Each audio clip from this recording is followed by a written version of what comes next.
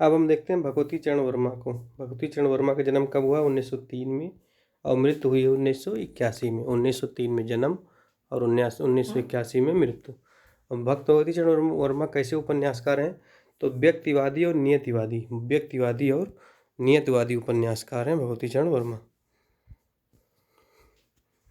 इनकी पहली रचना है, भगवती चरण वर्मा की रचना पहली क्या है? पतन।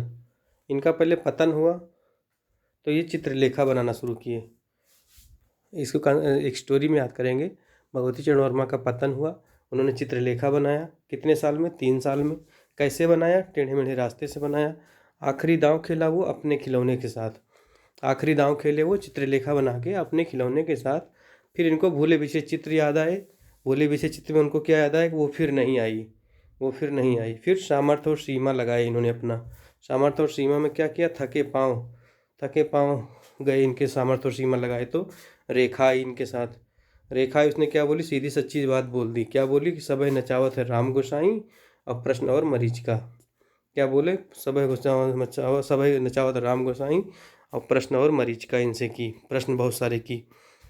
तो कौन कौन सी इनकी रचनाएं हैं? पतन कैसे हुआ? पतन को क्या किए? पतन इनका हो गया भगवती चरण वर्मा का 1903 में जन्मे तो इन्होंने चित्रलेखा बनाई। चित्रलेखा के बाद इन्होंने 3 वर्ष लगाए चित्रलेखा बनाने में। और कैसे बनाए? टेढ़े मेढ़े रास्ते के साथ बनाए। सीधे साधे रास्ते प्रभाकर माचवे का हो जाता है। फिर आखिरी दांव खेले ये अपने खिलौनों के साथ। फिर भूली बच्चे इनको चित्र याद आए, फिर वो नहीं आई इनके साथ। फिर सामर्थ्य और सीमा लगाए, फिर इनको थके पाँव गए इनके। फिर रेखा मिली, फिर सीधी सच्ची बात बताई इनको कि सब नचावत राम गोसाई और प्रश्न और मरीचिका। तो क्या हमने स्टोरी बनाई? सबसे पहले क्या स्टोरी बनाया हमने? इनका पतन हुआ। पतन के बाद चित्रलेखा बनाए। चित्रलेखा कितने वर्षों में बनाए? 3 वर्षों में बनाए। फिर टेढ़े मेढ़े रास्ते इनको कैसे बनाए? टेढ़े मेढ़े रास्ते में। फिर आखिरी दांव खेले, फिर अपने अपने खिलौने मिले। आखिरी दांव अपने अपने खिलौने। फिर इनको भूले बिछले चित्र याद आए। फिर इनको क्या कह रहे हैं? वो फिर नहीं आई। फिर सामर्थ्य और सीमा लगाए, फिर थक गए पाँव इनके। फिर रेखा आई, फिर सीधी सच्ची बात बताई इनको। फिर सबे नचावत राम गोसाई, फिर प्रश्न और मरीचिका। अब ऑप्शन देख लेते हैं। पतन कब आया? 1927 में। पतन कब हुआ इनका? 1927 में। पतन इनका कब हुआ? 1927 में। चित्रलेखा कब आया? 34 में। 4 से चित्र, 4 से 34 और 3 वर्ष 36 में। 3 का मतलब 3 दूना 6। तो पतन 27 में, चित्रलेखा 4 से 34 में। 3 वर्ष हो गया इनका 36 में। और 3 मतलब हो गया 3 वर्ष मतलब 3 दूना 6, 36 में। और टेढ़े मेढ़े रास्ते 4 और 6, 46 में। टेढ़े मेढ़े रास्ते 46 में। आखिरी दांव कब लगाए भैया? ये बड़ा से याद कर लो। आखिरी दांव 50 में। आखिरी दांव 50 में। अपने खिलौने कब आए? 57 में। 57 में खेले ये। 1957 हो गया। 1857 में क्रांति हुई तो 1957 में इनके अपने खिलौने। और भूले बिछे चित्र पर इनको पुरस्कार भी मिला साहित्य अकादमी। भूले बिछे चित्र इनका 59 में रचना आई। कितना? 59। बड़े बड़े याद कर लो। 59 59 में भूले बिछे चित्र। फिर नहीं आई वो। फिर कब नहीं आई भैया? 60 में नहीं आई वो। फिर सामर्थ्य और सीमा लगाए 62 में, जब चीन का युद्ध हुआ खूब जोर लगाए। सामर्थ्य और सीमा कब लगाए? 62 में। 62 में सामर्थ्य और सीमा याद करना, जब चीन भारत युद्ध हुआ। फिर थके पाँव कब गए? 63 में। इनके पाँव थक गए भैया। 64 में रेखा आ गई अमिताभ बच्चन वाली। फिर सीधी सच्ची बात इनको 68 में कहीं, जब राग दरबारी आया तो खटाक से। और फिर सबे नचाओ तो राम गोसाई 70 में।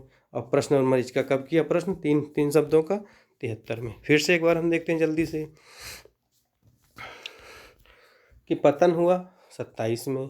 चित्रलेखा 4 से 34 में। चित्रलेखा टेढ़े में 3 वर्ष का हुआ 36 में।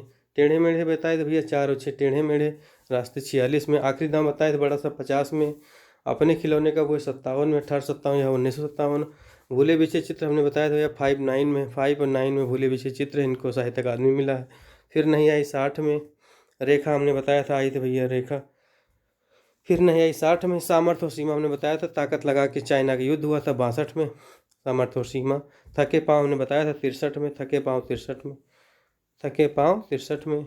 रेखा कब आई? 1964 में आई। सच्ची बात कब कहीं? जब राग दरबारी आया 68 में। सबे नचाओ तो राम गोसाई कब? 70 में। और प्रश्न और मरीचिका 73 में। तो एक बार हम फिर से देखते हैं जल्दी से